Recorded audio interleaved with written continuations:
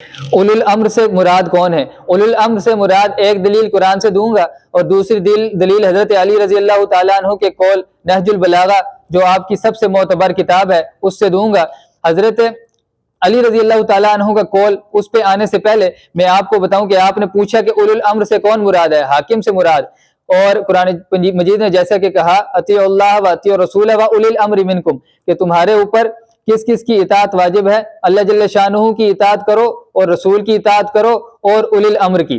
تو اب یہاں پہ آپ کا سوال بالکل واضح ہے کہ اولی الامر سے مراد کون ہے، کہ کس کی اطاعت کرنی ہے؟ تو قرآن کیا کہہ رہا ہے؟ انما الشورى بینہم،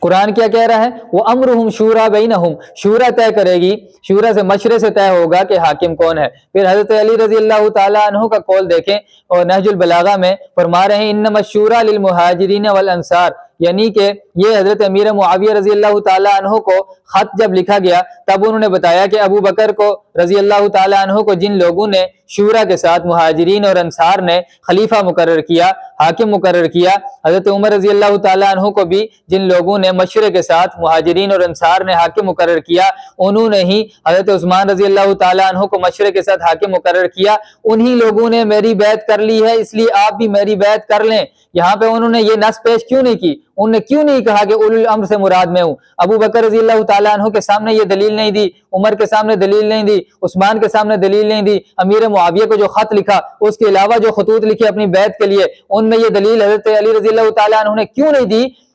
دلیل کیا دے رہے؟ مہاجرین اور انصار، جبکہ سب سے بڑی دلیل ان کے پاس یہ ہونی چاہیے تھی کہ میرا اللہ کہہ رہا ہے کہ علی مراد ہیں اولو الامر سے، یہ دلیل وہ نہیں دے رہے، ان کے بیٹے نہیں دے رہے، باقی ائمہ نہیں دے رہے۔ آج کا یوٹیوبر مولوی علامہ اپنے آپ کو کہنے والا وہ اگر اٹھ کے یہ کہہ دے تو اس کا مطلب ہے کہ حضرت علی رضی اللہ تعالیٰ عنہ سے زیادہ قرآن کا فہم آپ رکھتے ہیں۔ حضرت علی رضی اللہ تعالیٰ عنہ کو یہ چیز سمجھ میں نہیں آئی، انہوں نے اس کو دلیل کیوں نہیں بنایا؟ یہاں تک کہ اپنی خلافت کے زمانے میں بھی ایک بھی حدیث علی رضی اللہ تعالیٰ عنہ سے ایسی مروی نہیں ہے اپنے زمانہ خلافت میں۔ جب ممبر پہ جا رہے ہیں تب بھی یہ نہیں کہہ رہے، جب ممبر سے اتر رہے ہیں، جب مجلسوں میں محفلوں میں بیٹھ رہے ہیں تب بھی نہیں کہہ رہے کہ قرآن کی فلاں آیت میری فضیلت کے لیے ہے، قرآن کی فلاں آیت میری خلافت کے لیے ہے۔